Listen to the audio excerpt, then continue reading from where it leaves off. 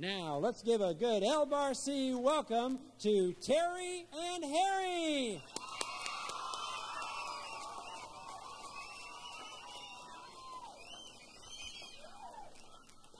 Thank you. It's good to be back here at the LBRC Ranch. Harry, do you recognize this place?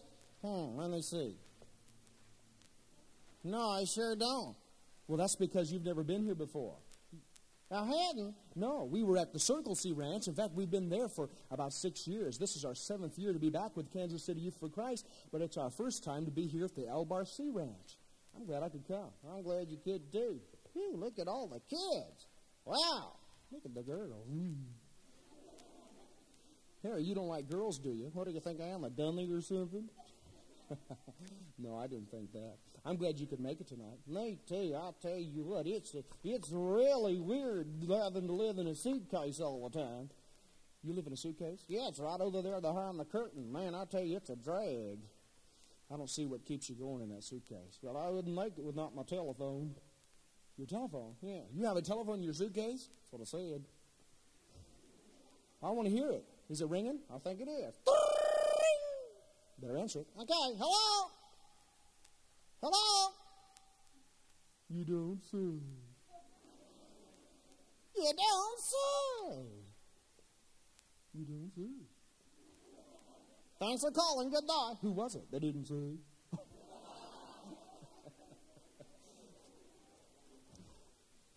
Harry, you're too much. Harry, tonight, what I'd like for us to do, to kind of get acquainted with these young people, since we're going to be with them for 5 days, and since many of them have not met you before, but maybe they don't know what a ventriloquist puppet is. How about telling them your life story tonight, just to kind of get familiar? Would you do that? I'd love to. Where should I start? Right at the beginning. Oh, sounds like a good place. Okay. You see, young people, it all started a long time ago when I used to be a tree in the forest. A what? A tree in the forest. A tree in the forest? That's what I said. Oh, I get it. You're made from wood, and all wood comes from trees, so used to be a tree in the forest. That's real good. What happened to you out there, Harry? Well, I was standing out there one day minding my own business when a great big woodcutter came up and started talking on me. Did he say anything? Yep. What? Timber! What'd you say? Woo! Oh, you mean he cut you down? That's right. What did he do after he cut you down? Well, then he carried me to the doll hospital. The doll hospital? What do they do at a doll hospital? Carve you out of wood. Carve you out of wood? What did they carve? My mouth. What else? My eyebrows. What else? My eyes? Anything else? Yeah, my ears. Can you do anything else? Yeah, I can do something you can't do. Oh, come on. Look at a dummy do that I can't do.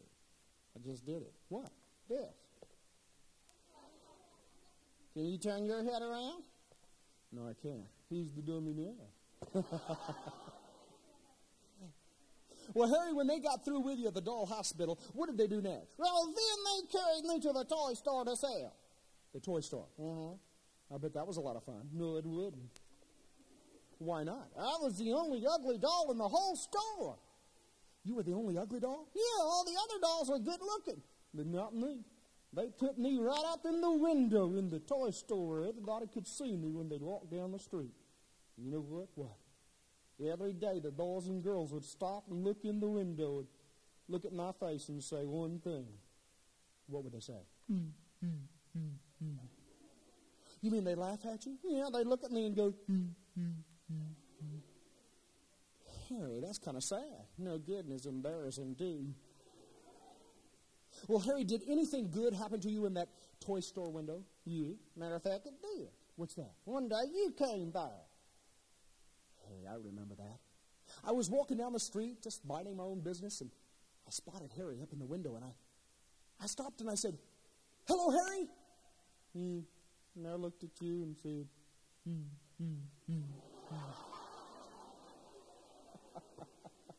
Wait a minute.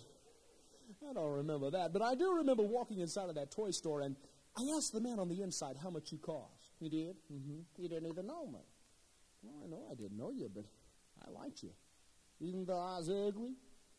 Well, you weren't the best-looking puppet I ever saw, but that really didn't matter to me because I wanted you to be my friend. So I walked in. I laid down the money. I paid the price. I bought you. And then I took you home with me. That was 10 years ago. We've been together ever since. In a suitcase. Harry, you know why I like that story so much? Why? Because it reminds me of something that happened to me. To you? To me. You had done me too? Not exactly, but you know, young people, a long time ago, I was kind of sitting up on a shelf too, like a lot of people out there in the world. I didn't think anybody could love me very much because I had a lot of sin in my heart, a lot of ugly sin. But you know what? Jesus loved me.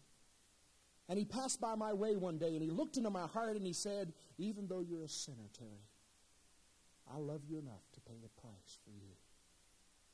Only you know, Harry, he didn't pay the price for me with money like I paid for you. How'd he do it? He did it with his own blood. He paid for me with his own life by dying on a cross.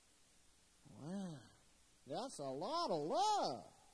That is a lot of love. In fact, the Bible says, no greater love hath any man than this, that he lay down his life for his friends. Jesus paid the price for me, and now I've received him into my heart. Does he live in your heart, Harry? No. Why not? Your hand's there. Sometimes I forget Harry's just a puppet. Harry, Jesus can't live in your heart, but he can live in your heart. You young people, he can live in my heart, and he does. And one day, because I've trusted him and received him into my life, one day I'm going to go and live with him forever. In a suitcase? Not in a suitcase, but in a beautiful mansion. And you know the wonderful thing is Jesus died for the whole world. That anyone in the whole world who would be willing to put their trust in him might be saved. You mean Jesus died for everybody? That's right. Doesn't matter what you look like? Nope. Doesn't matter what color your skin is? No. Doesn't matter if you're ugly? It sure doesn't. Wow, that makes me want to sing a song. Well, what song is it? This one. Jesus loves the ugly children. Harry? Yeah. Oh, wait a minute, Harry. Yeah. What is it? I think you got the words wrong. What do you mean? I mean, it's not supposed to be ugly children, is it? Isn't it little children? This is a new version. Oh, I say a new version. Okay, go ahead. Okay. Jesus loves the ugly children, all the ugly children in the world. Red and yellow, pink and green, strangest kids I ever seen. Jesus loves the ugly children in the world. Thank you.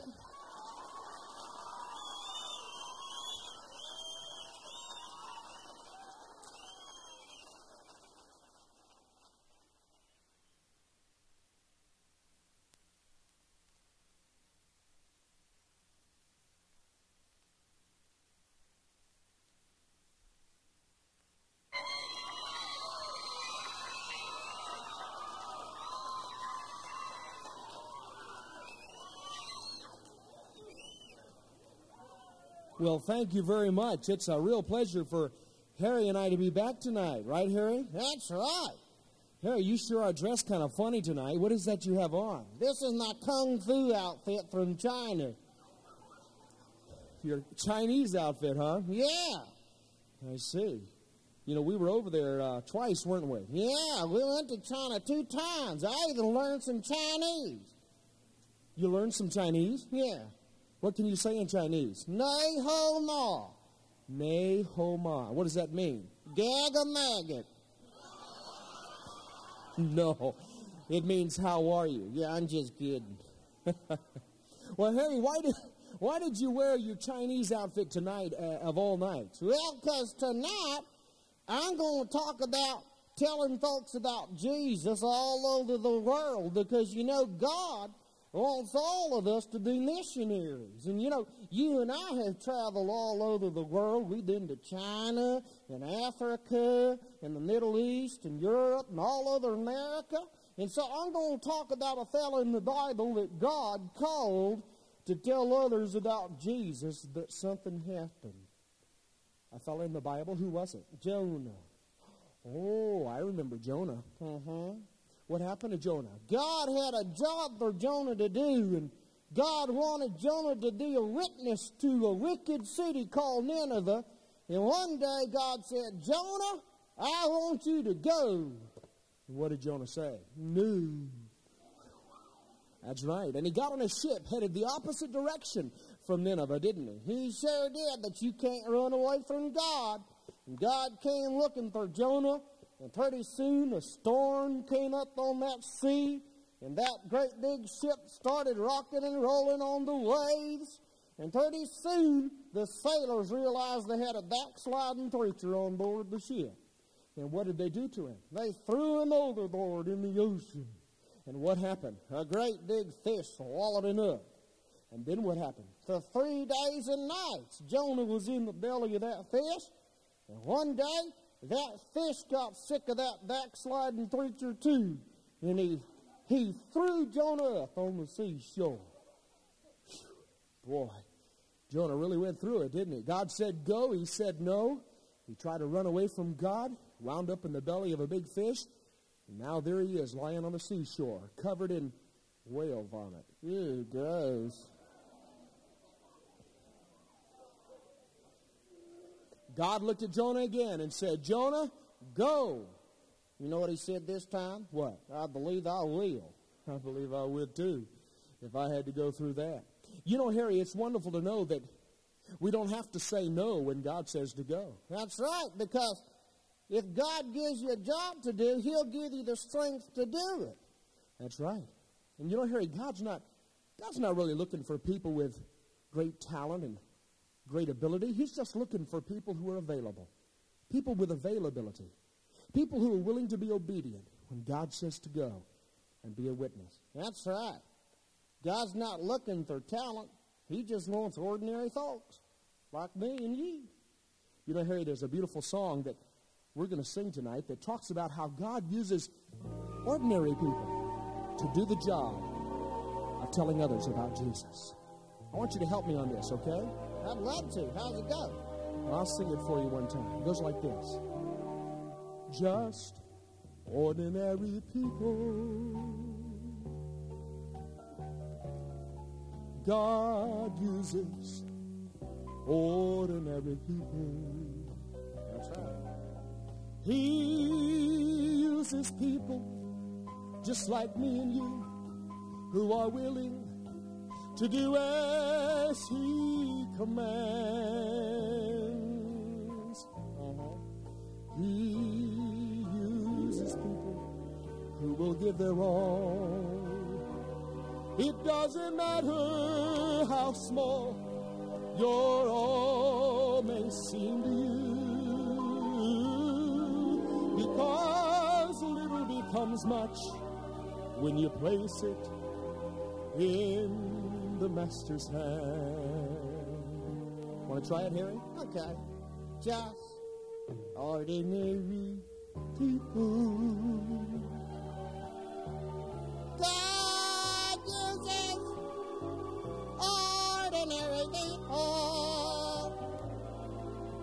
He chooses people just like me and you who are willing to do as he commands.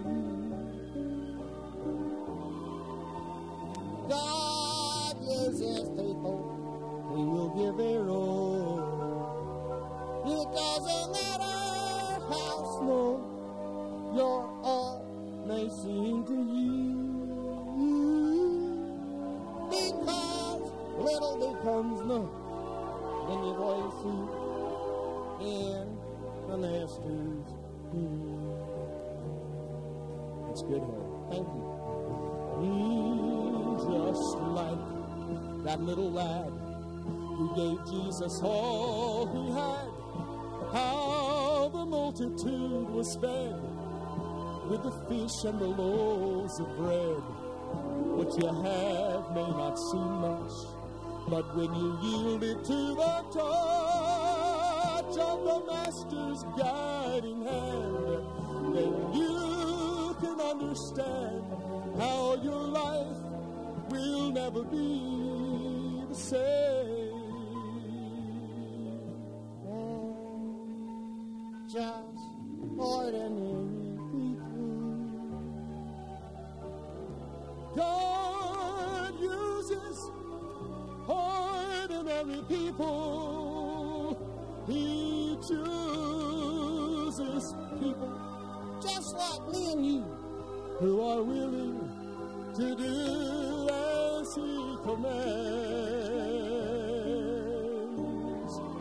God uses people who will give their all. It doesn't matter how small your all may seem to you, because a little becomes much when you place it in the Master's hand.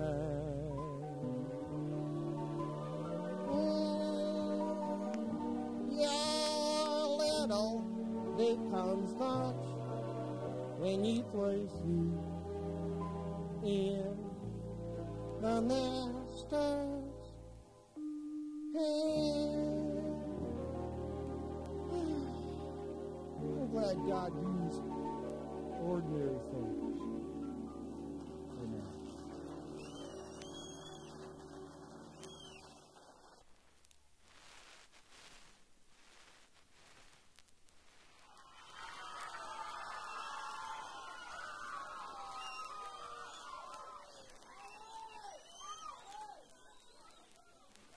Thank you for that marvelous welcome. It's great to be here. It sure is.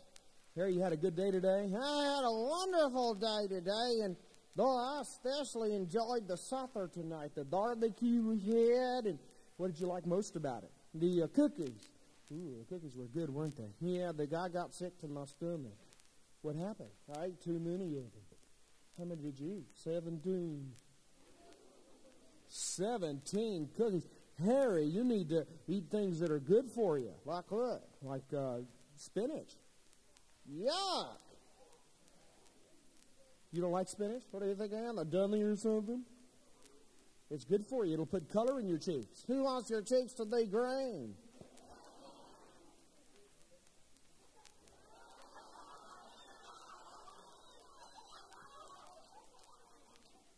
Harry, tonight we're going to tell a very special Bible story. What's that?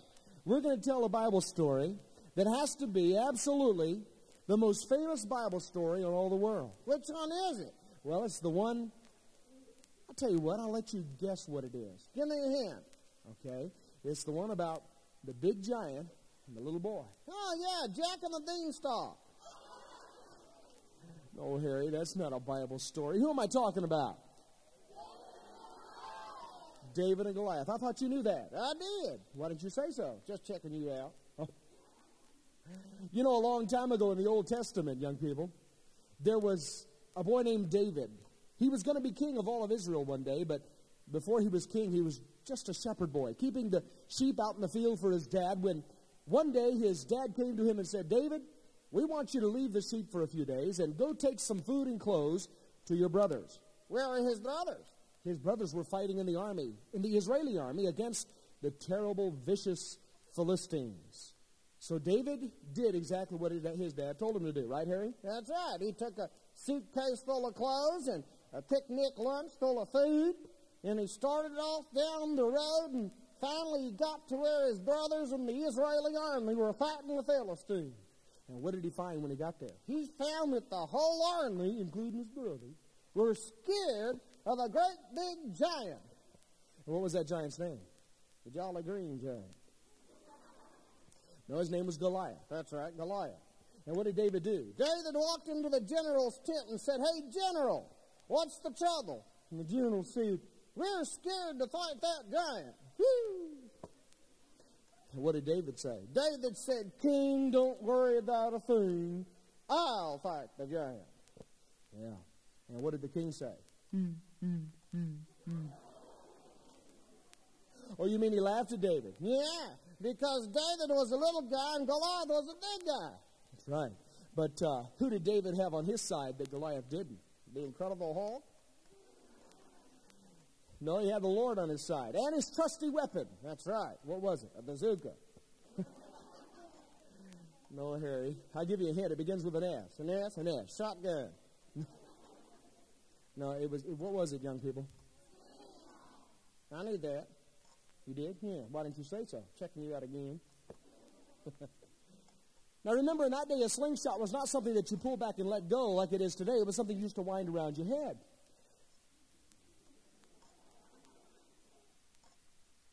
Anyways, it was something you used to wind around your head. And so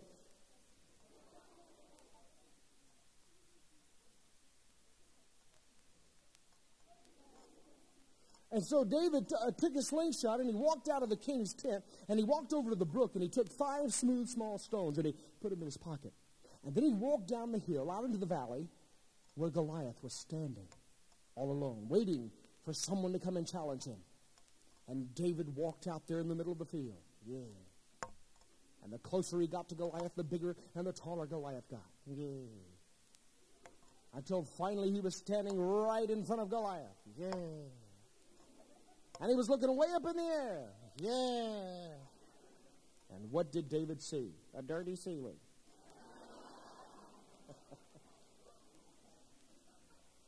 No, Harry, he saw Goliath. Yeah, the Jolly Green Giant.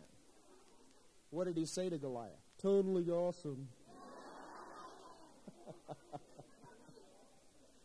No, he didn't. No, he said, Goliath, I'm going to suck it to ya. No, he didn't. He said, Goliath, the Lord's on my side. That's right. Goliath, the Lord's on my side. Now I'm going to suck it to you. And Goliath wasn't scared. He was just laughing. Yeah. But David wasn't scared either because he had the Lord on his side and he had his trusty weapon. And I can see him now as he reaches in his pocket and he takes out one of those smooth, small stones and he puts them in the slingshot and he closes his eyes and says a prayer to the Lord. And as he says his prayer to the Lord, he begins to wind the slingshot around his head.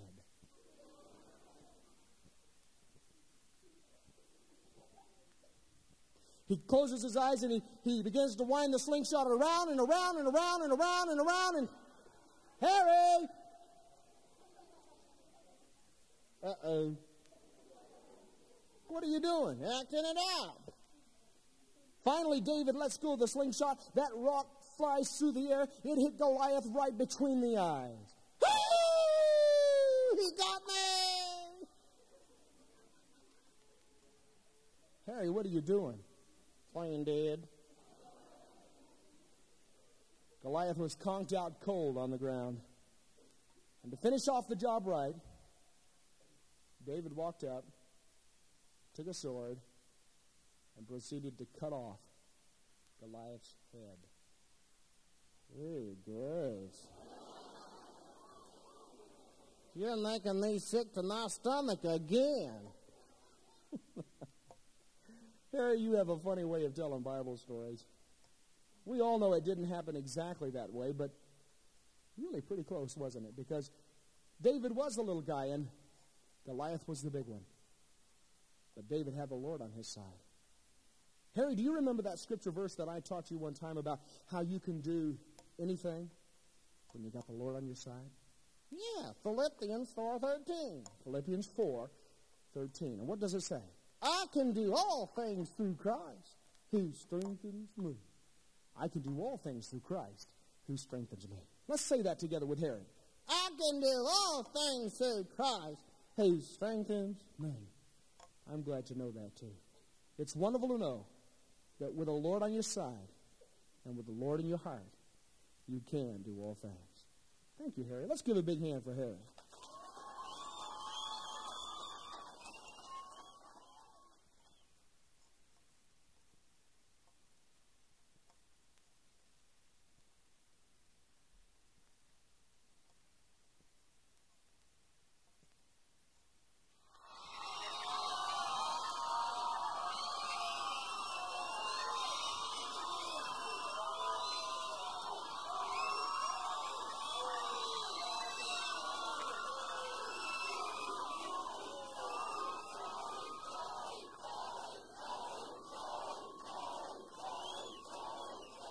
Thank you.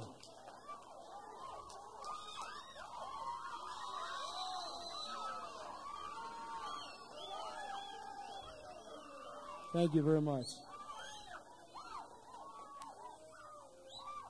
Harry, we've got an excited group of teenagers here, to say the least. Harry, I hope you have a good story for us tonight. I do. This has got to be my most favorite story. What's it about? 3 trees. 3 trees. I like stories about trees. You do? Yeah. How come? I used to be one.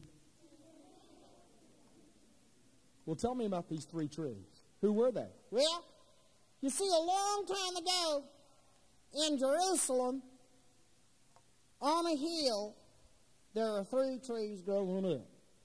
Let me make sure I've got that right. A long time ago, in Jerusalem, on a hill, there were 3 trees growing up. That's right. Well, tell me about these 3 trees. Well, one day, when they were still little tiny baby trees, one of them looked at the other 2 and said, "Guys, you know what I'm going to be when I grow up?" And they said, "What?"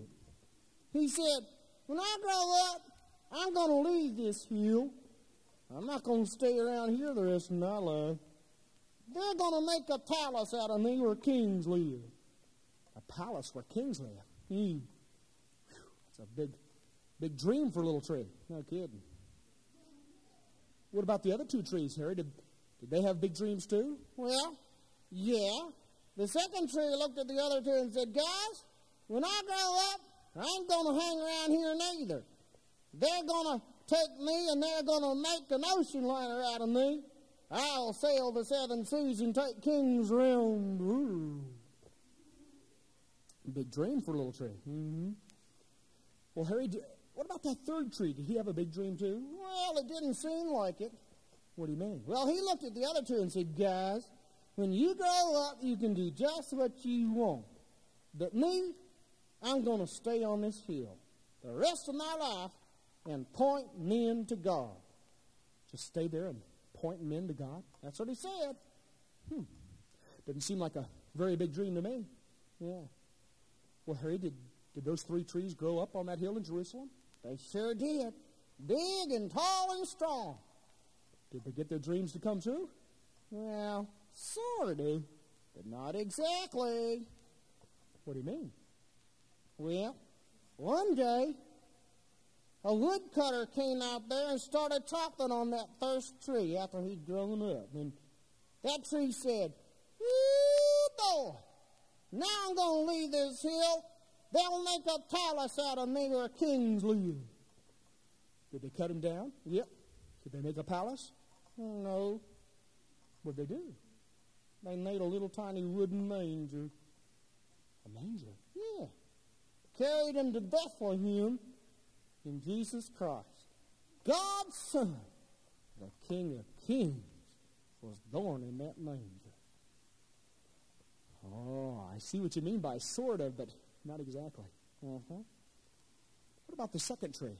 Let's see, he wanted to be an ocean liner. Yeah, an ocean liner and sail the 7 seas. And take kings around the world. Did he get his dream to come true? Sort of, but not exactly. Well, what happened? They came out there one day and started chopping on him too, and he said, "Ooh, boy, now I'm going to leave this hill. They'll make an ocean liner out of me for sure." Did they make an ocean liner? No, they didn't. What did they make? A little tiny fishing boat. A little tiny fishing boat? Yeah, a little tiny fishing boat. But you know what? What? They carried him to the Sea of Galilee. And Jesus Christ, God's Son, the King of Kings, traveled all over the Sea of Galilee in that little boat. Well, you know, Harry, that 3rd tree didn't have a very big dream, did he? No, he didn't. He just wanted to stay on that hill in Jerusalem and point men to God. The rest of his life. Mm-hmm. Well, did he get his dream to come true? Well, sort of, but not exactly like he thought. What do you mean? Well, one day, when he was the only tree left on the hill, growing big and tall and strong, a woodcutter came and started chopping on him too.